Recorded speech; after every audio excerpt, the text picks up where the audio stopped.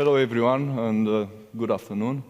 For those who do not know me yet, a short introduction. So my name is Adrian Capătă. I am the Senior Vice President of InCabin Sensing for DTS, which is an Xperi brand. I have spent the last 20 years of my career building computer vision technologies for embedded systems, smart devices, smartphones, and in the past 5 years or so, cars. As probably most of you, I am an engineer at heart. Yet my topic today is actually not technical at all.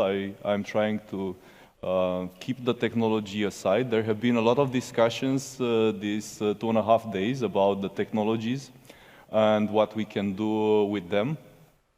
But I believe if we go a bit on the conceptual side of things, and we analyze some aspects which are unrelated with the technology, maybe we can find some interesting data points that we can use to define the in-cabin vision going forward. So we decided to share our vision about in-cabin in 3 different parts. A few months back at Brussels, I have shared our understanding on how the technology trends will evolve in the next decade. Today, I will talk about the third space, and for the next session that will be in a few months in Brussels, we will cover some of the user experience core pillars that we believe are very important. The topic today is maybe the most abstract, the third space. And in order to, let's say, segue into the discussion, I will do a brief summary of what I have shared at Brussels. But if you haven't already, I recommend you to see the full track. There have been very interesting discussions there as well. So we identified 3 different key trends in the in-cabin sensing market that we believe will shape the technology roadmap. First of all is the evolution from basic driver monitoring, or what we call core DMS today, to advanced driver sensing functionality. I'm talking here not moving from the, putting some simple logic on top of eye tracking and eyelid opening to actually understanding much better advanced drowsiness, attentiveness via manual and even cognitive load. The other trend that we are foreseeing, and it's actually probably, as you have seen from RFIs, RFQs already happening, is the shift from a driver-centric focus towards an occupancy and occupant-centric set of requirements. And thirdly, and very importantly, the one that we will spend maybe most time on, is the fact that today, everything is around safety, is around regulation, right? We must do some stuff. But actually, we believe that safety will become implicit and that user experience will provide the differentiation in the in-cabin sensing and with it within the whole car industry. We have identified 3, let's say, lanes on how the technology can change and migrate. Sensing is the first part, and when I'm talking about sensing, I'm referring to how the various sensors will evolve. This offers us technology makers an understanding of what is the opportunity, but also the limitations on the kind of functionality that we can enable. Then it is the technology itself, or the algorithms, if you may. And lastly is what I call user experience, but to explain what I mean is how do we actually use this technology to make it relevant to the end user? Because at the end of the day, it does not matter how cool or difficult the technology is and how much work we put into it, but what is the user perception on what we do. I have also covered some, let's say, core engineering aspects, but not from the technical side, more on the usefulness side from user point of view. I talked about sensor fusion and how we believe that in the future it will be critical for us to enable a full in-cabin experience. Also talked about the importance of data and data production in the context of the technologies that we build. And lastly, but also very importantly, the fact that privacy, in-cabin privacy, is a key area that we all need to think of when we are designing our roadmap and our products. But most importantly, I haven't talked about safety and user experience in terms of, let's say, technologies and algorithms, but more on a conceptual stage. I think it is important for us to move a bit outside of the technical area in order to understand not what we need to do now and what is written in the requirements, but what we can actually be able to do going forward ahead of the requirements. Because as I said, we need to look at end user and their perception.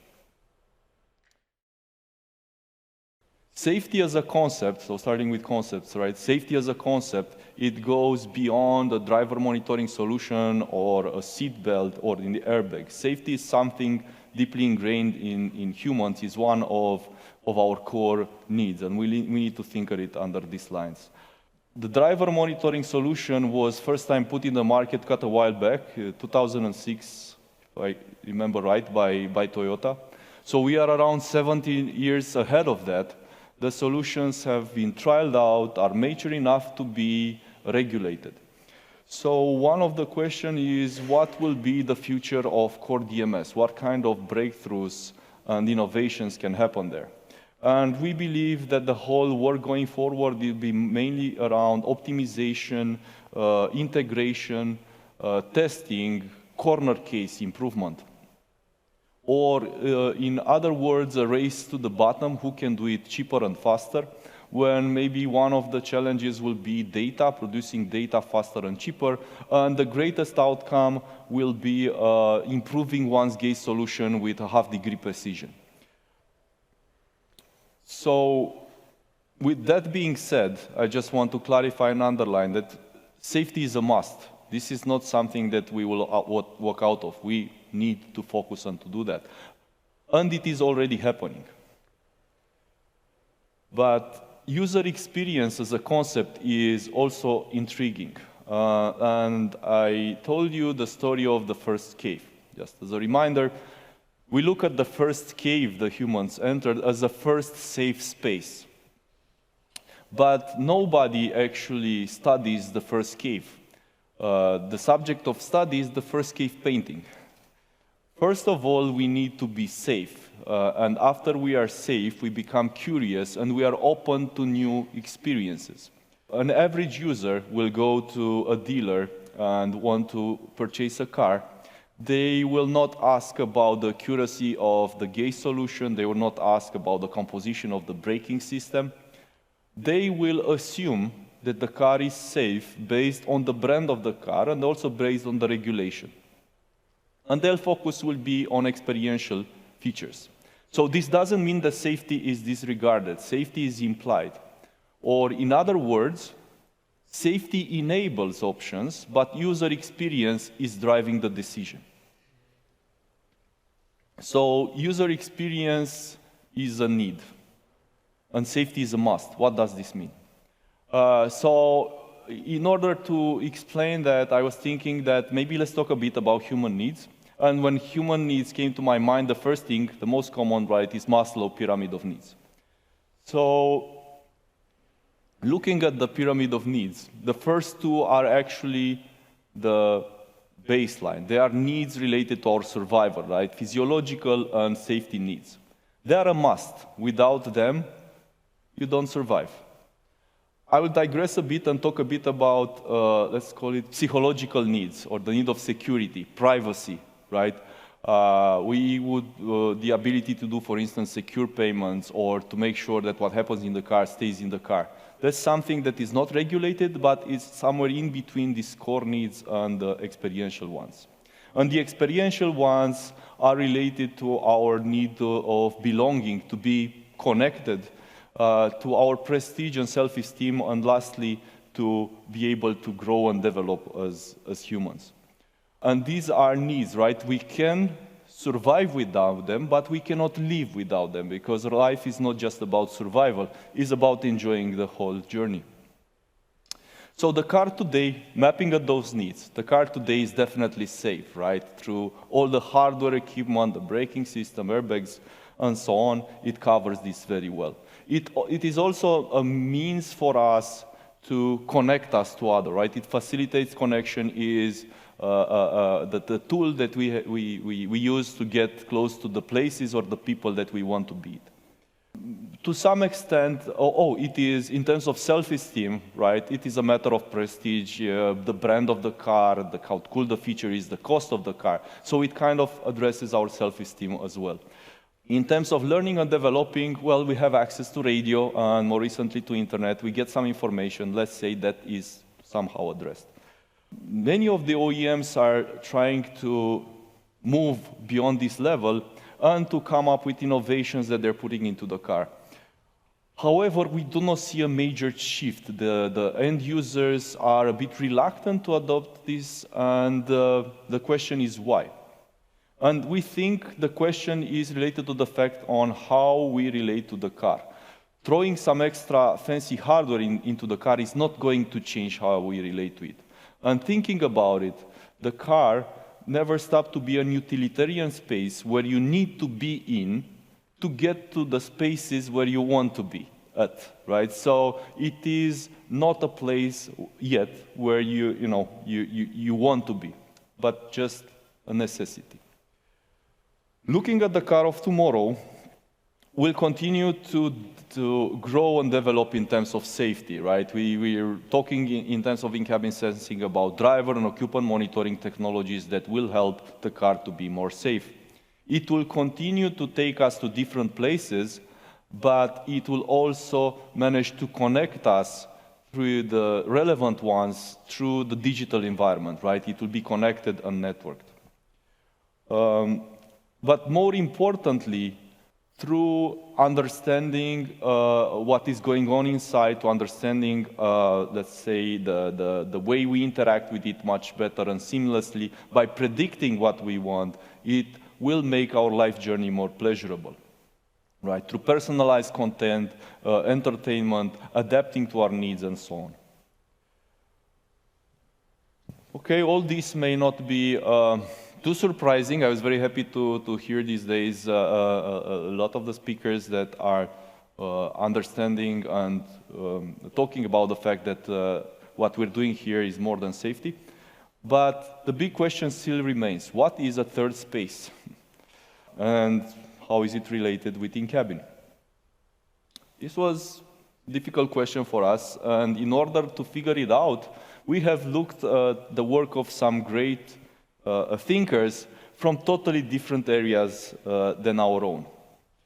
And to start with that, thinking about spaces, some of the most known spaces are utopia and dystopia. Utopia is a place where everything is good, and dystopia is a place where everything is bad. The French philosopher Michel Foucault has talked about another place called heterotopia, a place where everything is different. But different is not always good, right? For instance, a bucket with holes in it, it's different, but it's useless. So maybe we're looking for this space at the intersection between good or perfect and different. About 100 years ago, Leg Vygotsky unwillingly put the foundation of the third space theory. His work was around a learning process and how learning has been improved. And his breakthrough was related to the fact that while individuals or students learn by themselves, a certain learning growth is happening, but then it is stalled. And learning in a group and having the concept of a mediator actually boosts the learning capability. So there is a sweet spot between learning by yourself and learning in the group. How can this be relevant in the context of automotive? If we think about our algorithms, machine learning, or we can fancy call it artificial intelligence, it is always learning by itself. It goes into our lab, right? It trains on our data, learns by itself, and then it's rolled out, and that's it. It stopped growing and learning. So one of the maybe interesting things about how the car can become a third space is the ability of the intelligence inside the car to learn in a group, in the interaction with the user, meaning the occupants. Moving on, Homi Bhabha put the basis of the third space theory. His work was related of studying the interaction between different cultures, the colonizer culture and the colonized culture. And he figured out that whenever this is happening, the tension of these cultures intersecting, a new culture will emerge. Culture is a general term and can refer to social behavior. But as one philosopher, I think Edward Casey, put it, to have a culture is to build, to spend enough time in a place in order to cultivate it. How is this related to the car? Actually, most of us are spending quite a bit of time into the car. And today, the fact that we spend 5 minutes or 1 hour a day, every day for 5 years in the car, is not actually changing anything from our relationship with the car. So if we're talking about in-cabin as a third space, we need to think on how the culture of the car changes while we are being there and impregnate our own way of being. Edward Soya, an urbanist from LA, defined the third three spaces as following. First of all, talked about the physical space, the actual space we live in, the conceptual space, the space we live in our, let's say, entirely in our minds, and the intersection of those that he called a lived space. Actually, the lived space, it is in the intersection between what happens physically and our concepts. That's where we live. This space is, how he put it, continuously evolving, changing, and adapting. What might be an important takeaway for the in-cabin is that the in-cabin as a space should also be changing and growing and adapting, maybe not in the physical context, but as a combination between the physical and the conceptual context. We looked at the work of Randall Paker in his media arts theory. He have talked about the physical space as the first space. He has looked at the remote space as a second space. And at the intersection of these, he identified the third space as a network space, a space where the users can spend their time simultaneously or asynchronously. So very interesting here is that a space, it is a combination of the type of activities that, let's say in a modern era, the type of activities that you do in a real world, but also in the digital one. Moving from spaces to places, Ray Oldenburg, in his book, The Great Good Place, talked about the 3 places, not spaces. The first place is home, the second place is work, and the third place is anywhere that we go because we want to, not because we have to, and we spend, let's say, more than 30 minutes. They might be a coffee shop, a mall, a cinema, and so on. So what is it? Is it a space or is it a place? We'll try to figure this out. But let me wrap up for a bit. So we started with the intersection between perfect and different, and we said maybe there is a sweet spot. We looked into the work of all these great philosophers and thinkers, and now we said we are in the AR area, so who else to ask? So we asked ChatGPT. What is at the Venn diagram intersection between perfect and different? And it came with a very interesting answer: unique excellence. I like that, to say from rational point of view, yeah, it kind of makes sense, but it misses some relatability. So we had some brainstorming sessions and tried to figure out what would be a more human-centric word that defines unique excellence. And we figured out that this world might be actually beauty. Beauty by itself, it is excellent, right? It is something that it is always positive. But it is also unique in the sense that it is subjective. What I consider beautiful might be different than what other person considers beautiful. So with that in mind, and taking the naming of utopia and dystopia, heterotopia, we're thinking maybe the in-cabin space is homotopia. This coming from the Greek word homorphia, which means beauty. So you might have figured out by now that our slogan, there is no place like my car, was thought with this kind of vision in mind. Of course, going forward, we can use the words space or place interchangeably. But as we are engineers, we have debated, okay, but we need to make a distinction, right? So we can say that the in-cabin is a space when you are on the move, and it is a place when you are stationary, right? For instance, when you're charging your car.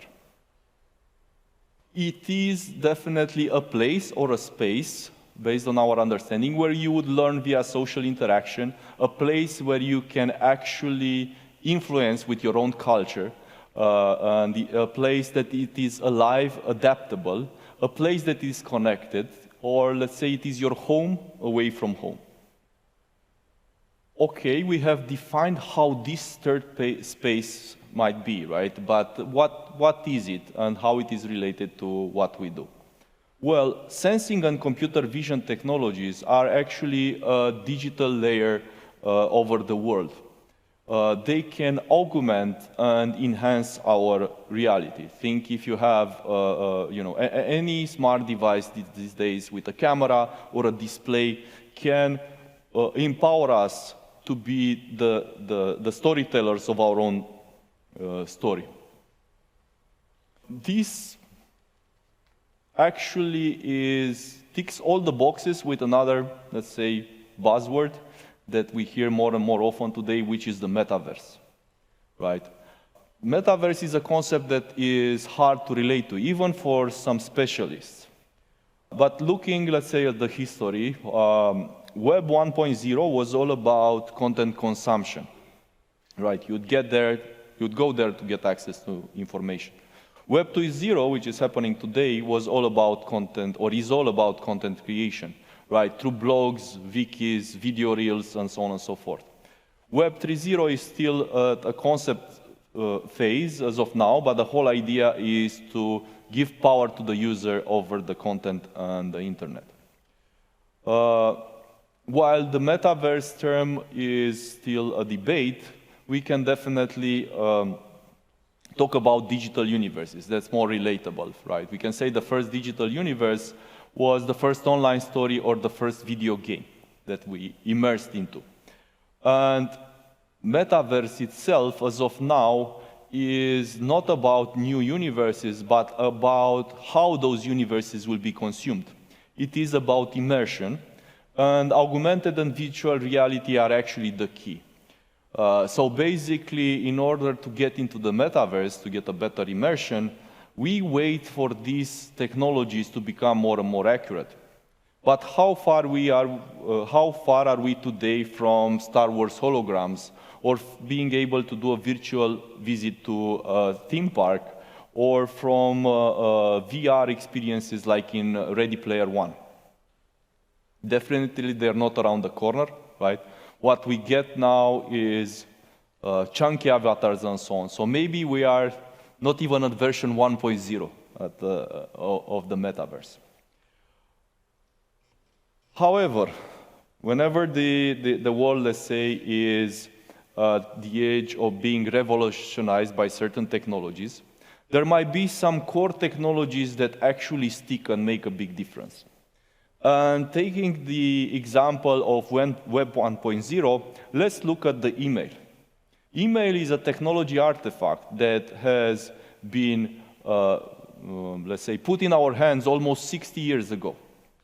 We are in Web 2.0 area, we talk about Web 3, but we are using email every day today. So the question is, What would be the email type of technology for this digital universe or metaverse? Could sensing and learning, could computer vision contribute to that to some extent? We believe they might. As long as we are training our technologies to understand the space that they're looking at and its complexity, to be able to recognize the occupants, their activities, their intentions, and also to be able to learn, to adapt, and to anticipate what the user is looking for. We say that if we do that, we will manage to bridge the gap between technology and emotion.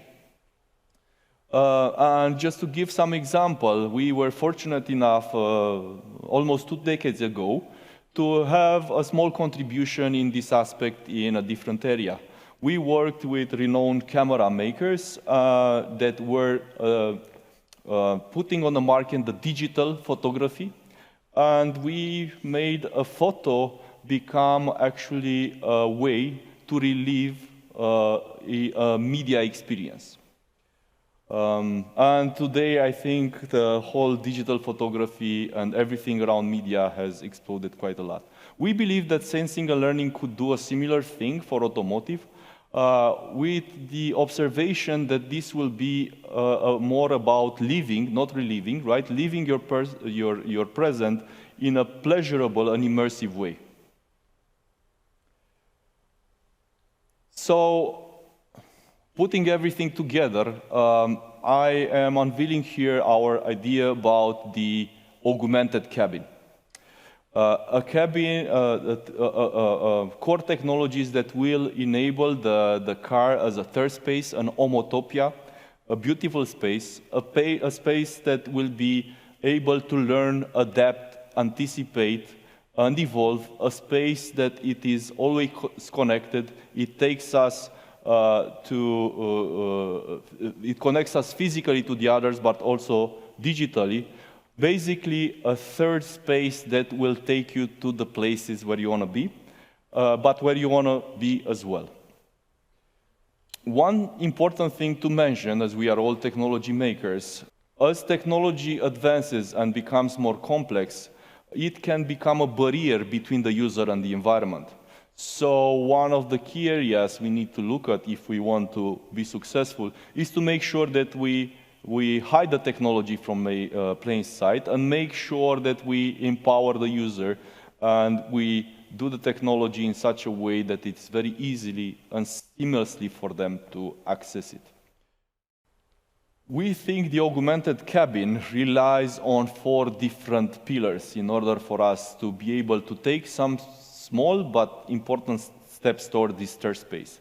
First of all is productivity, the ability to spend time in the car in areas of interest to us. Might it be working, for instance, entertainment, content consumption, video, audio, even gaming, well-being, and we have discussed about this, I think 3 days ago when we had the brainstorming on how the future car will look like. And also privacy, as I said a bit earlier, privacy is very important for us to be able to feel safe and actually adopt all these new technologies. I take this opportunity to invite you at Brussels, where my goal is to take these pillars, talk a bit more detail on them, and also give some examples of some of the technologies that we work on to make sure that they will be enabled going forward. I would like to thank you for joining me in this journey to a conceptual space and place, and hopefully this gives you some food for thought going forward.